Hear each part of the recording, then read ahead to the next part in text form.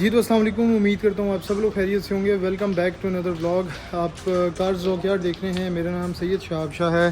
Finally जी Indus हो गई है हमारी कंप्लीट, और जिसके अंदर हमने इंस्टॉल किया है R1NZ इंजन और विद CVT ट्रांसमिशन के साथ। ठीक है, ये गाड़ी भी इसने काफ़ी हमारा तकरीबन आप समझ लें कि 3-1 हफ़्ते पूरे लिए हैं, और बड़ा प्रोजेक्ट था। उस हिसाब से छोटी मोटी चीज़ें इसके अंदर बहुत सारी आ रही थी, ABS की, हब की, इस तरह के मामला थे छोटे मोटे, तो वो सारे अल्हम्दुलिल्लाह इस वक्त फिर सॉर्ट आउट हो गए हैं।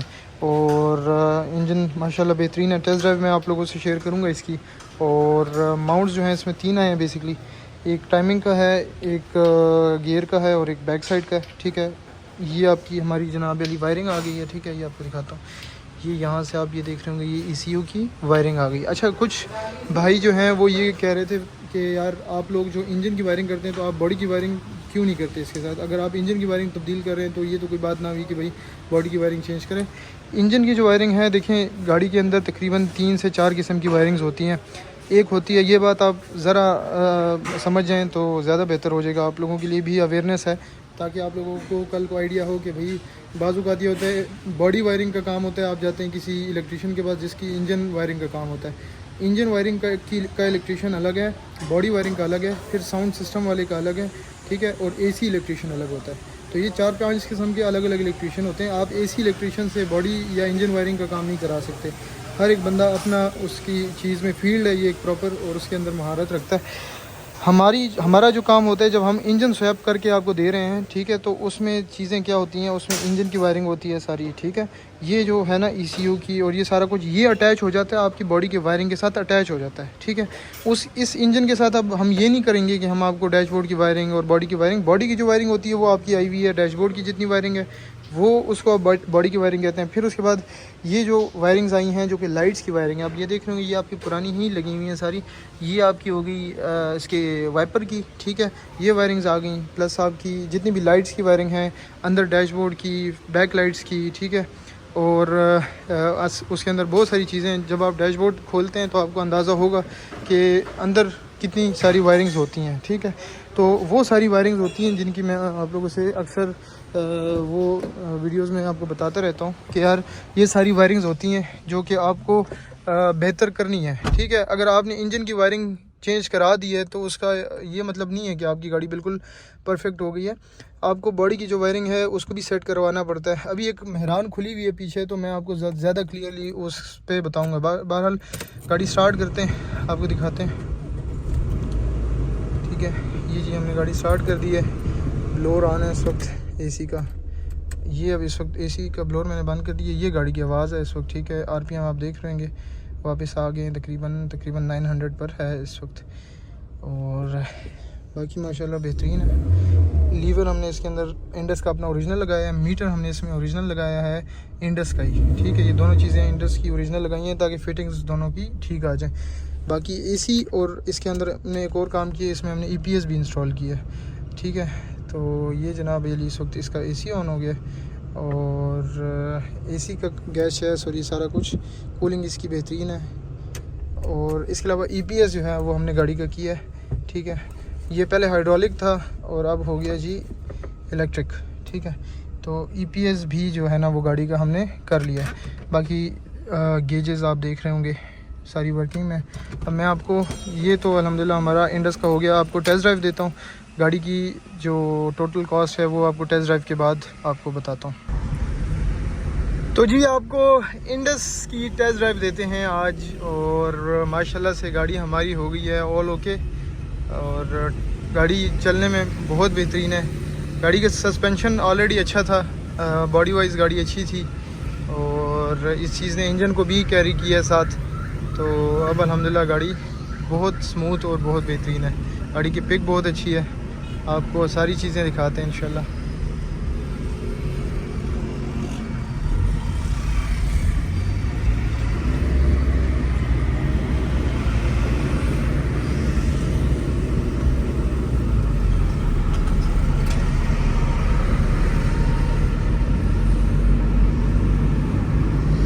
शिफ्टिंग बहुत स्मूथ है क्योंकि गाड़ी CVT है, और CVT ट्रांसमिशन में आपको जो सबसे बेहतरीन चीज़ लगती है वो इसकी शिफ्टिंग है। गाड़ी बहुत ज़्यादा स्मूथ होती है।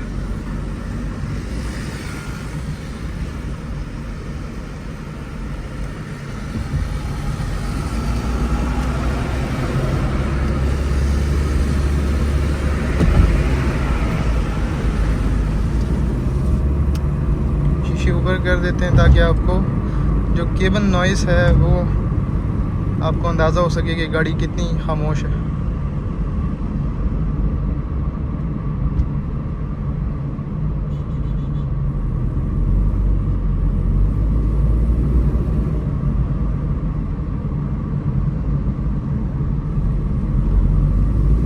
गाड़ी की पिक देखें माशाल्लाह से।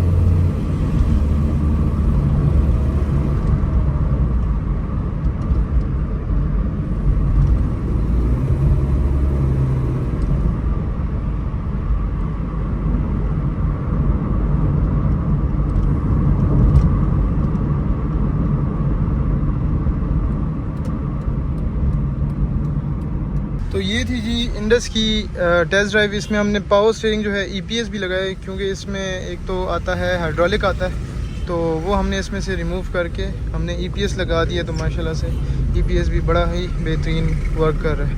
और इसके अलावा एसी भी जो है ना वो गाड़ी का हमने ऑन किया हुआ है। और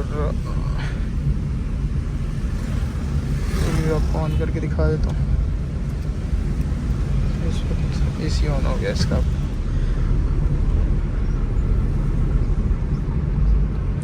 ऊपर कर देते हैं।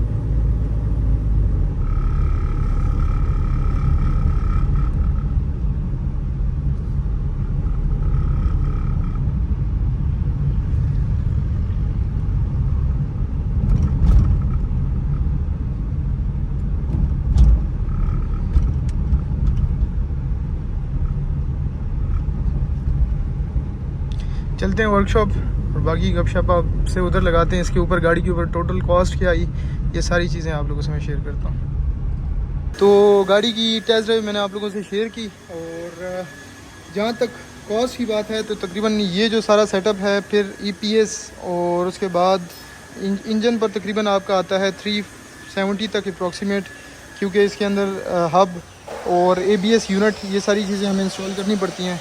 तो पुराना सेटअप दे के तकरीबन 370 आपका ये सारा सेटअप होगा, इंक्लूडिंग ऑयल और सारा कुछ ईच एंड एवरीथिंग हम आपको स्टार्ट देंगे। ईपीएस होगा वो तकरीबन हो जाएगा 25,000 में, और एसी का जो एक्सपेंस होगा वो तकरीबन जनाब अली 8 से 10,000 रुपये बनता है। तो वो आपका आ जाएगा अगर इन केस आपका सारा सामान ओके है तो तकरीबन आपका ये जो सेटअप है अप्रॉक्सीमेट तकरीबन 380 से 4 लाख तकरीबन 4 लाख तक का ये सारा सेटअप हो जाता है। आप कोई इस तरह की गाड़ी लेते हैं, अब कोई भाई ये कह रहे होते हैं यार ये वर्थ इट है कि नहीं, 4 लाख रुपए मैंने एक पुरानी गाड़ी के ऊपर लगा दिए हैं, तो ये वर्थ इट है कि नहीं है। वो आपको मैं इजीली एक बात आपको समझाता हूँ।